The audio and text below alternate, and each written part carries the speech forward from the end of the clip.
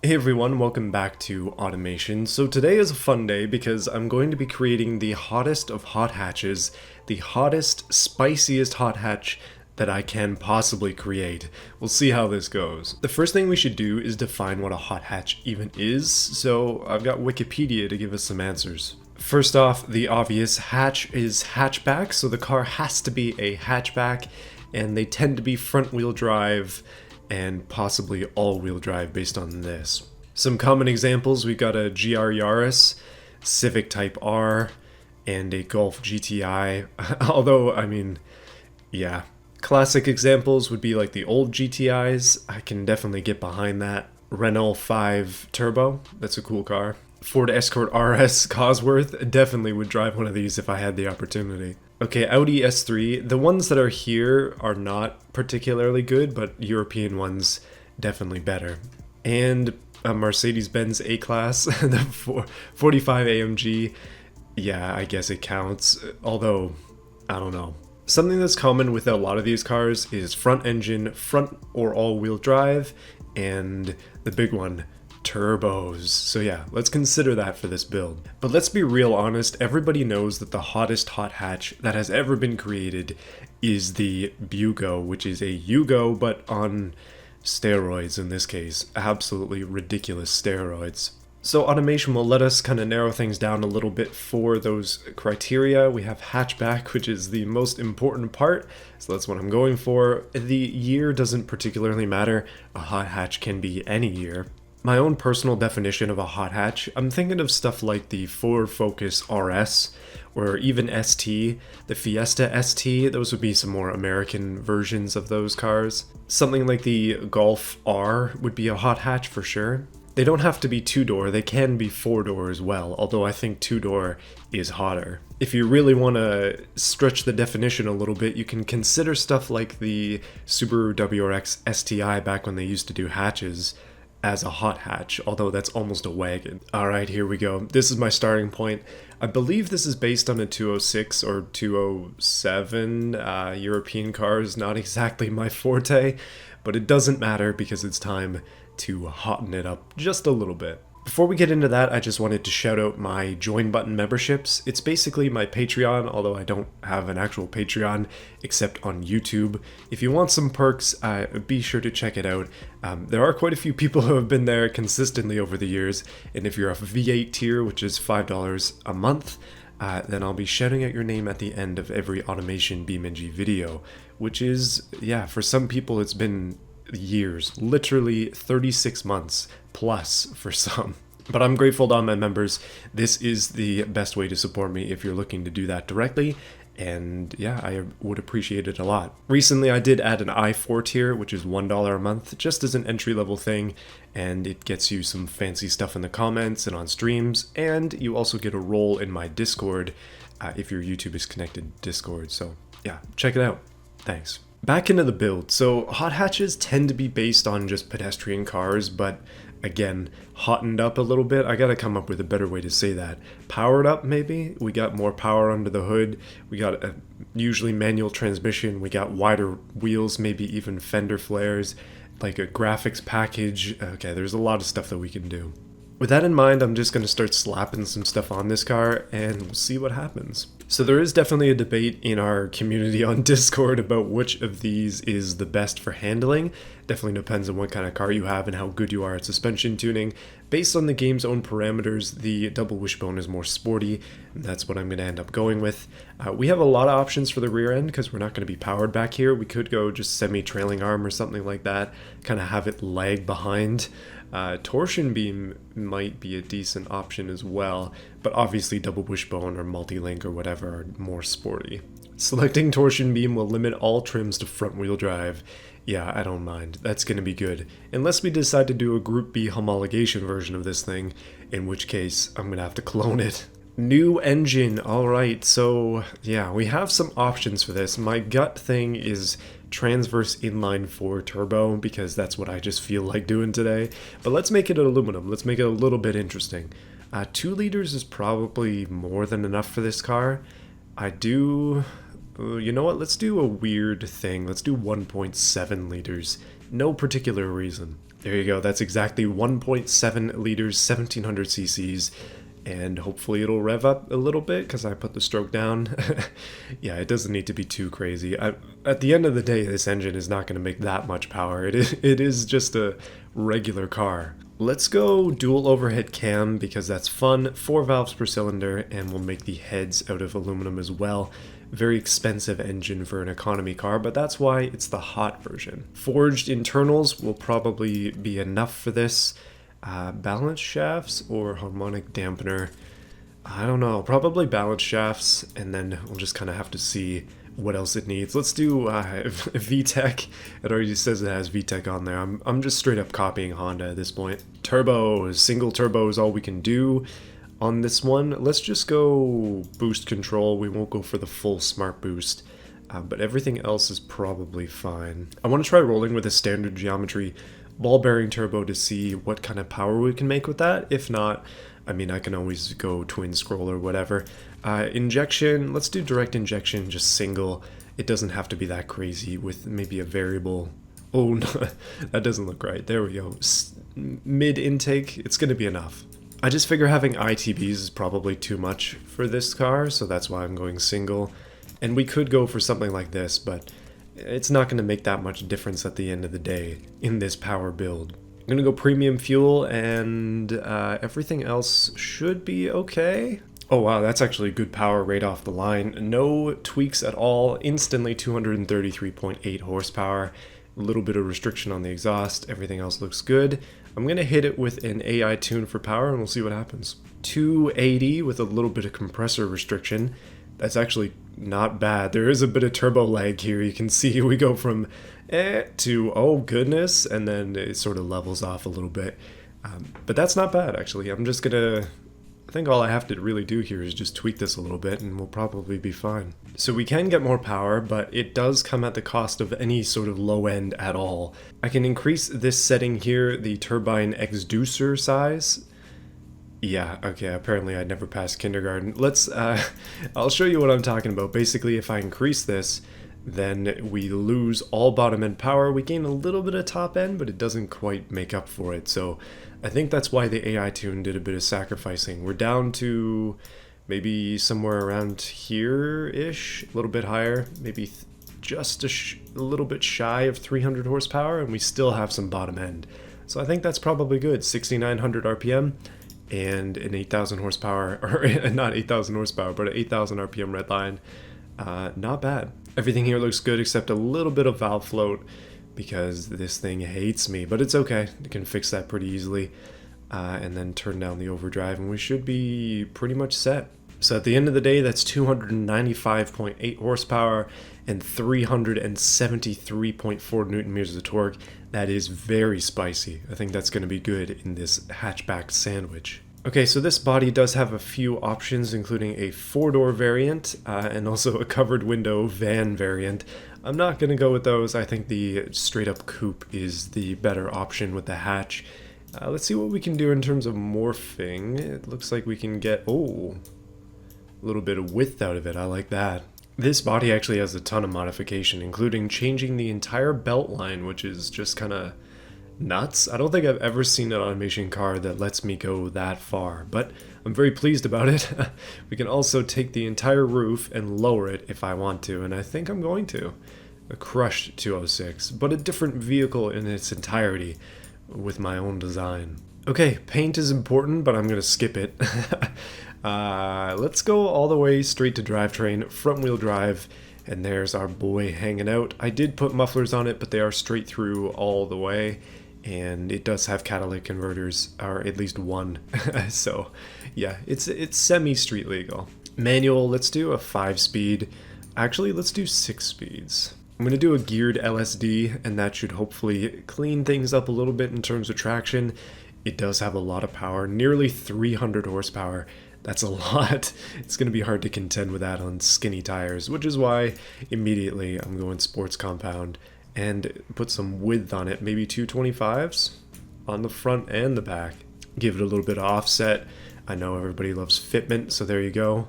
That's my fitment of the day. Wheels are actually perfect size, as is 225/45 R15s. 15s are beautiful. Yeah, I guess nah, 15s. That's what we're going for. Disc brakes all around, just simple vented discs, nothing crazy. Solid discs are, we could probably get away with them in the back, but this is supposed to be a sports car, so come on now. Okay, I kind of just ran through everything else because I kind of wanted to give the car a bit of a stance before I go ahead and tune the thing and also design it. But yeah, it's actually looking really good. I'm very pleased with this design so far. This thing, if I just turn back the clock a little bit, maybe 1990, with these same settings, it could definitely fit in with the crowd of that time. I especially love this little bulge at the back, like just to get that back wheel out. Super cool. One of my favorite things about automation is that feeling that you get when you've actually like finished something. The design is done and you're like, yes, this is complete. And I'm always looking for that when I'm playing this game. Finishing a car is very satisfying, and having it come out nicely is especially satisfying. So that's my goal today. It's actually been a couple weeks since I played this game, and you can probably tell I'm a little rough. But yeah, we're getting back into it. The design is coming along slowly.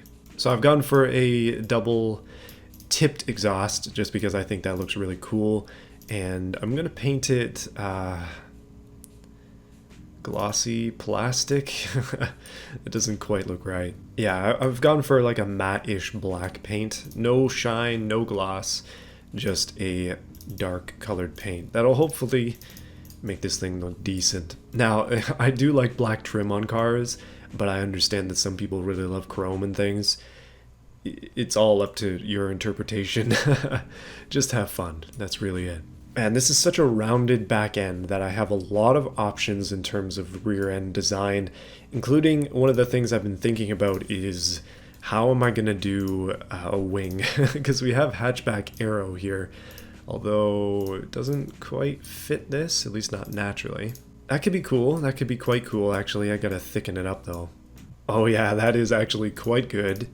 Get rid of the little pieces on there, and then beautiful. We have hatchback aero. I was actually a little worried about that. I wasn't sure if we're going to be able to find something that fits this car, but here we are. You know what else is a really fun design choice, on hatchbacks especially? Whale tails. Oh man, I love whale tails. Don't take that out of context. You know, I've been listening to the Need for Speed Underground 2 soundtrack while I was working today, and I think it's starting to show. Some design cues from that game are bleeding onto me right now. Look at this. Alright, the year of this car might say 2020, but it's actually a 90s car in my mind. Just look at the way these lights fit on there. That is perfect. Oh man. Okay, the coloring needs to change, but yeah, flawless. She's absolutely mint. I'm loving this. So let me just put some stuff on the back here. We need a plate. We gotta pull out the Need for Speed plates if they're still here. Need for Speed Underground, here we come. Alright, so I kind of just started working, and I've finished the back end. I also finished the color of it. I'm going with these rotiform wheels and a blue color scheme. I just think it looks really cool with the black, blue, and white rims. This is something that I personally really like. My own car, my Tibron, is going to eventually have some straight up white rims at some point. I just gotta find the time to buy some and get to it. But for now, this is looking pretty mint. Okay, let's get onto the sides, the front, and yeah, this is about the level of detail that I'm doing on this one. Not too crazy, just like clean is what I'm going for. As clean as I can get. One thing I try to note every once in a while in these videos is that I'm really not the best builder in automation. Like, I am decent at this game for sure, and I relatively know what I'm doing, but if you've seen the cars at the beginning of these episodes, then you know that there are people who are way better than me. Ultimately, at the end of the day, it doesn't really matter. Everybody has their own style, and the purpose of the game is really just to have fun and make your own stuff. So if you see cars that are better than yours, and I do all the time, that's kind of my point, just go ahead and steal their ideas. I'm kind of serious though. Like, if you see a car that you like, then try to use some of the techniques that they used in their build and slap them on yours and see how it looks. If you see something that somebody else did and it looks really darn good, then learn from it. Try and be better. That's what I try to do. Okay, this car is starting to look like a homologation special at this point, with a big intercooler hanging out behind a vent in the front. But I have some ideas to turn it around because I've been dropping hints throughout this video, but there's a specific front end that needs to go on this.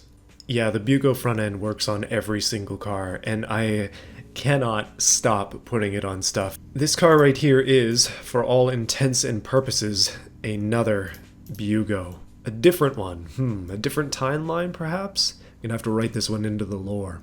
This is heresy, some of you may say, if you're from the illustrious Bugo church. Way too upscale for a Bugo, but no, this is a little bit different. This is the 2020 Bugo. Brand new, off the line, and it still looks like it's from the 90s. I kind of feel like that works for this brand. Some of you may never accept it, and I'm okay with that, but that's okay, because I'm going to post it in the Discord anyways. And you can have at it and do what you want with this car. Yes, so this is now the Sestava Boral, like the coral, but not coral, even though it is coral colored, with a very hard R at the end of it. This is the R version, specifically because it's sort of the rally spec slash hot hatch slash road car. It's basically a road car for now, but this thing could be a WRC contender, and maybe we'll do that next week if you're interested. I really, really like the way that this has gone so far. The design of it is pretty much perfect. All it's missing is an interior, so why don't I go ahead and put one in? Somehow they managed to get a full modern dashboard into the car, which is an incredible feat. Although this thing actually barely fits in here. You can see how big it is. It sticks into the wheels. Okay. Let me try and fix that. There it is, perfect. Still sticking into the wheels a little bit, but it's not too bad. It could be worse. Would you look at that? That's modern infotainment on there. We got gauges, although they're blank and I'm not going to bother coloring them. We got vents, fancy as heck. I'm going to snag the seats out of this set here. These are quite nice seats. Probably too nice for this car, but we'll give it a more modern interior considering it's supposed to be the 2020 version. How well it's doing in 2020, yeah, don't worry about it. Don't think I've ever actually done a car with modern seats in it before, but I mean, we'll give it a try.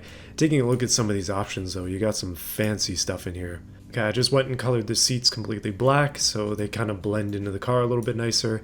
Overall, that just looks better, so yeah, can't complain. We got seats. Well, we need back seats too. These are some extremely fancy back seats, so I'll put them in, although again, this is maybe a concept version of what the actual build would be, because I don't think they'd be putting these in from the factory at Sestava. Okay, we got back seats. There are 5 seats in this car, which is probably more than you would think for a vehicle like this, but it's alright. It doesn't have to be super realistic. Going back to these pieces, we should be able to find a trunk piece as well somewhere. There we go. Now we have a trunk piece as well. So the car has a full interior, which is a lot more than these things usually have for me. Let me just put a little... That is the ugliest shark fin ever. Yeah, perfect. Okay, things are moving along nicely. It's almost done. Alright, I just changed a couple small things, but the car is basically ready to go. I think it's time that we finished off the build and then took this into BeamNG. What do you think? Onto the drivetrain, we actually have graphs to look at, which is excellent. Top speed is definitely a lot more than what I have it at, which is great. Although immediately we're getting into brake fade problems, as you could suspect. So we're topping out somewhere around 311 kilometers an hour. That is wickedly quick for a car like this. And we definitely will have wheel spin issues. Going back over to the wheel spin graph, we can see 0.9%, not bad. And that is mostly in first and second, so that's actually not terrible. 58 is actually pretty realistic for a first gear.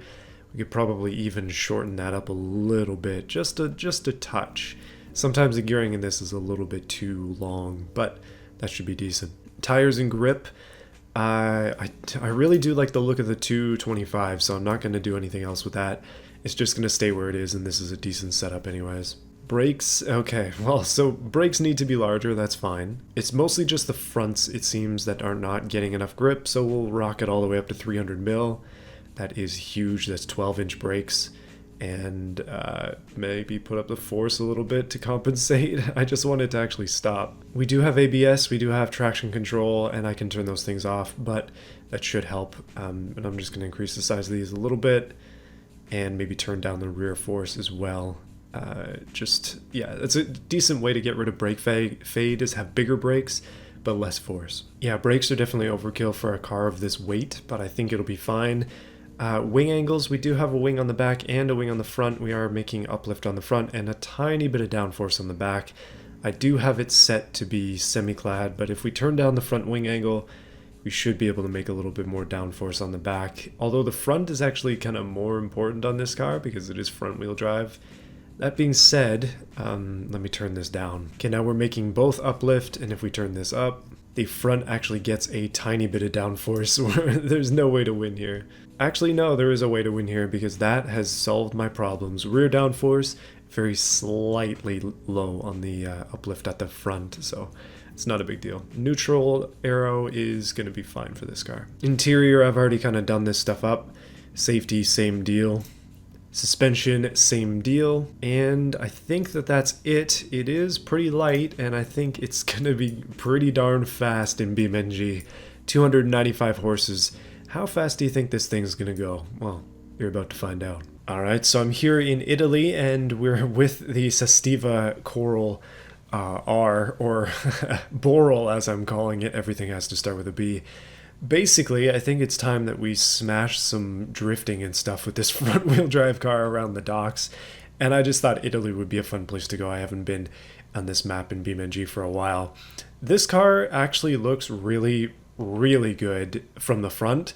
From the back, I think it looks alright. It's very, like, serviceable. But from the front, man, this thing is mint. That is so beautiful. Maybe I'm just going crazy, and maybe I'm a little messed up because I just like the Bugo front end. It is the theme of my entire channel for, yeah, the longest time now. So does this car earn its title that I'm giving it of the hottest of hot hatches? Well, let's find out. First thing I'm going to do is put it into sport mode. Actually, I'm just going to turn that off and see. Can we chirp the wheels? Probably. Oh yeah, no, 300 horsepower.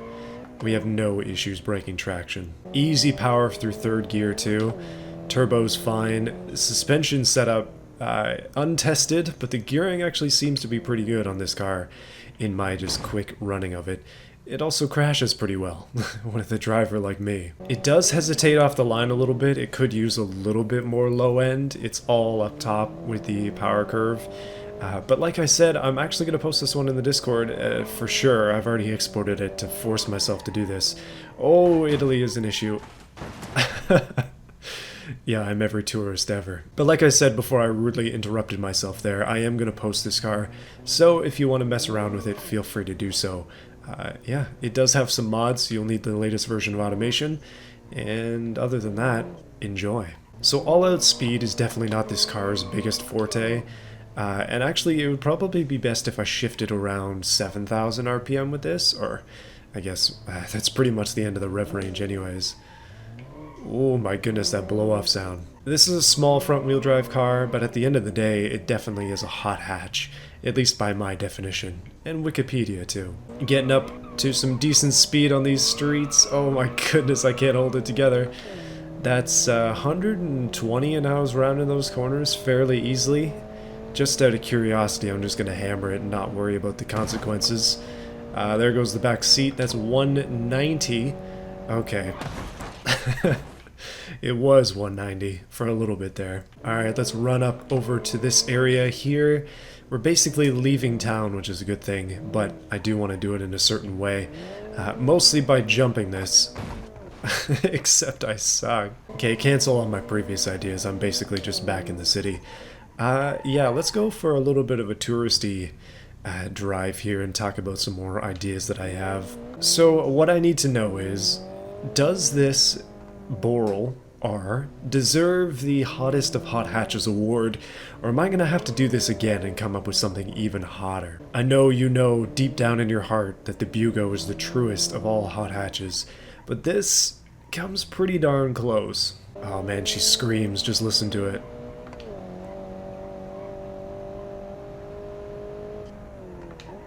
But yeah, you probably noticed I'm back into automation this week, and I intend to be there for a while now. I always have hopes and dreams of trying other stuff, but I just don't have time at the moment, as per my previous video, which if you made it this far and you're invested in my channel, I would encourage checking out the 10 million view special. Very exciting stuff. So kind of what inspired me to make this thing was I don't generally like front-wheel drive cars, and I know that sounds kind of strange, but I try to avoid them like the plague.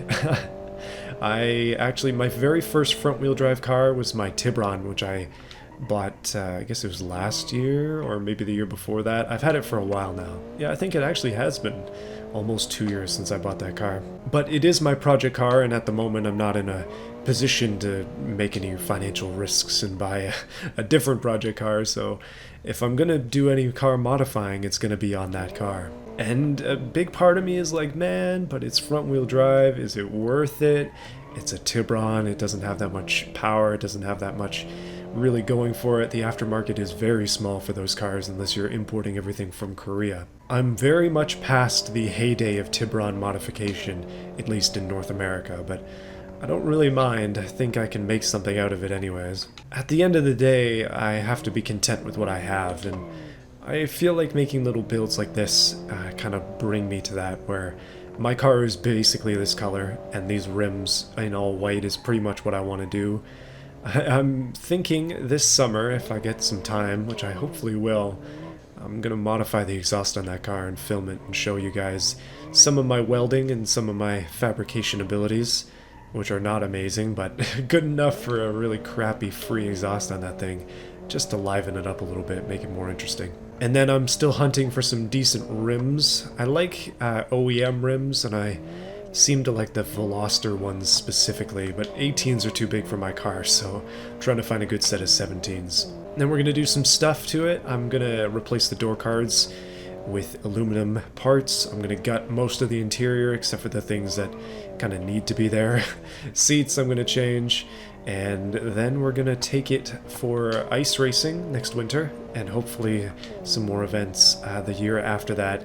I hope to get into my local rallycross group, so we'll see how well that goes. By the way, the Boral is performing very, very well in Italy. I see no problems with this car at all. It is flawless. And here's a Vista confirming its most flawless abilities. It fits in perfectly right here. So with that, I want to say thank you for watching this video. Hopefully you enjoyed it, and I'm interested to know what your thoughts are in the comments. Be sure to like this video if you liked it, and subscribe to my channel for more stuff like this. I really hope to see more people hit the join button and join my membership program thing. Basically, you just get some small perks for a little bit of a donation, and it keeps this channel consistent in terms of financial growth, and I'm very appreciative of everybody who's on that list, as you'll see soon. But yeah, it's the best way to support me if you're interested. Don't feel pressured to do that, though. If you watch this video all the way here, then you're already part of the very minor minority of people who actually make it. And I appreciate that a lot. That means you're sticking around and you're here for what I have to say, and you're probably watching the video for more than just the Boral. You're here for me too, and I'd appreciate that.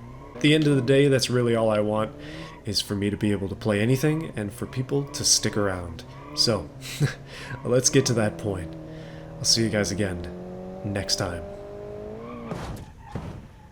More Boral stuff coming up soon. Very soon. Big thank you to those who are in the V8 tier of my join button program. I talked about it before. But yeah, I know I really do appreciate everybody. No matter what tier you're in, I am very thankful for your presence here.